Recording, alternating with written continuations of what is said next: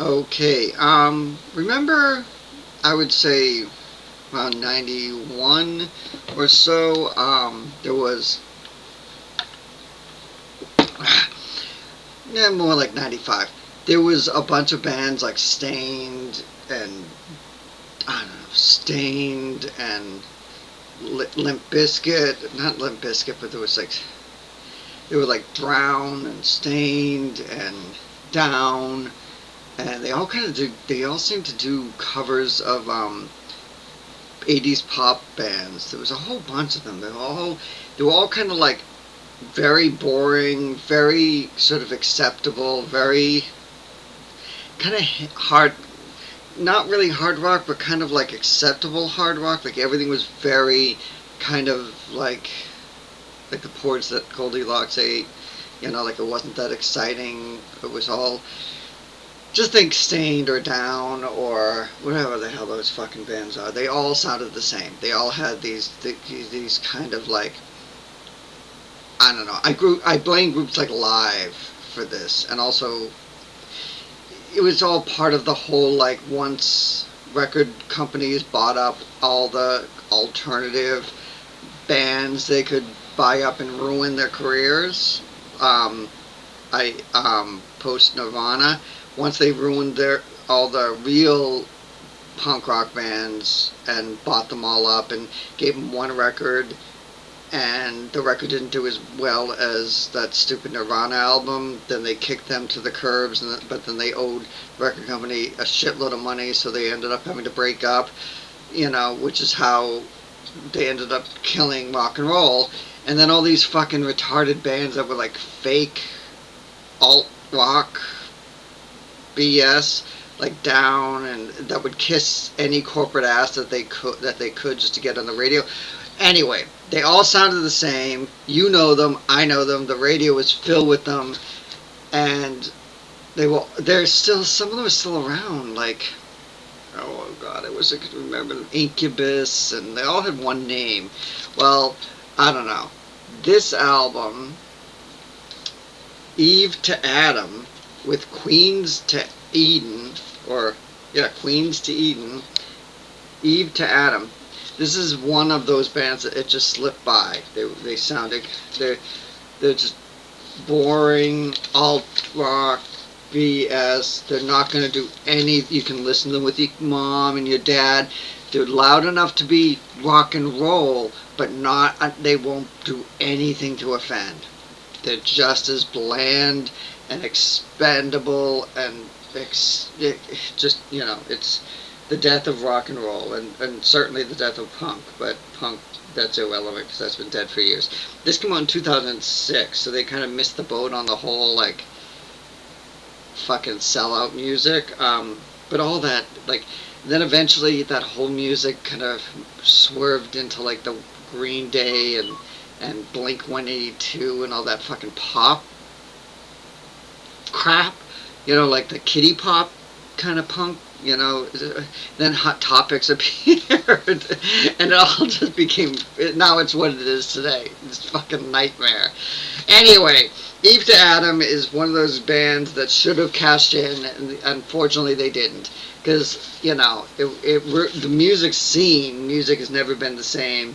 It's been exploited and ripped apart and raped and resold and done da da da da da da ever since Nirvana, and yeah, and it's all been crap since, and so at least these guys could have cashed in on it, because they're doing the same kind of bland, Down and Stained and that crap that they are. Really boring. Really, really, they earned their 1 star. Eve to Adam with Queens to End. Queens to Eden. Alright, so yeah, 1 star for these guys. But, that's my feeling also on the whole death of rock. Okay. The next album is, I don't know how the fuck to pronounce this. It's S-I star S-E. because they just think they're so cool. This is another 1-star album. It's just god awful boring. Whatever. See here, you can look at it and decide what that is. SI*SE. SI C. I don't know. There's about 9,000 fucking members of this band, and it sounds like everything is done with one Fairlight keyboard. So I don't know what the rest of the guys are doing in the band. There's a girl that sings, and she's just boring. The music's boring.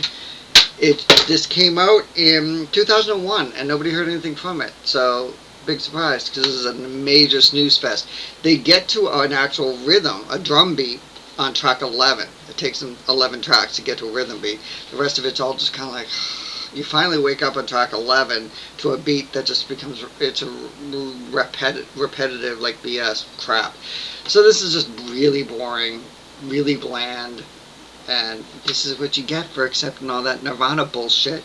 Yep, lots of this. She's just some wispy girl. Oh, it's the sun, and the sun is pretty, and la la la la la, and we're gonna. It's all like really fucking stupid. 1 star. Alright. The next album, the last one, actually, this is the album. It's by a group called Fog. Take a good look at that. Fog. And the album is Ditherer. And I actually really, really like this album. I can't say how much I like this. I really like this album. It's very rare. I give this a 5 out of 5 stars because they're really cool. It starts with like feedback and kind of like noise, which only lasts a few seconds, but that caught my attention. And I was thinking, oh, these guys might be kind of interesting. And they are. They're kind of like the singer. It's interesting because it's kind of Beatlesque, the voice, because like there's the vocal, and then he does another vocal of the exact same thing where it's almost like there's 2 voices, 2 of the same voice, but it's like a fraction, a millisecond off, so it's kind of like slightly off. It's interesting. It's very like old Paul McCartney. But anyway, and I love it. I really like it. There's a lot of really cool things, a lot of really cool songs on this, a lot of really they do very kind of, I hate to say 70s, it's kind of very, it's very musical and very like, it does have a 70s kind of like vibe to it, but there's also a lot of experimentation and a lot of like interesting sounds that you wouldn't really expect. So I really like this album. And I got this out of the $1.99 cutout bin. So this is one of those great, I'm actually going to put it on my iPod. Oh, is this an iPod? Yeah, iPod, whatever the fuck it is. Yeah, so I like this album. It's like $1.99, and this album came out in 2007 from Warp EMI. And I really like this album. I think it's a really good album. They're really good songwriters. I like the guy's voice. He's got the voice is kind of like very kind of 70s, but not in a cheesy way. It's kind of like, oh, it's kind of like, there's definitely a Beach Boys feel, a Beatles feel, and there's kind of like an 80s kind of experiment feel, and a 90s sort of alternative rock thing. It's good. It's cool. And if you can get this, I mean, my God, I got this out of the $1.99 bin. So the group is called Fog. I looked them up on YouTube, and they have quite a few like performance clips, and so I'd say check it out for free and then make your own decision. But hell, for $2 it's worth it.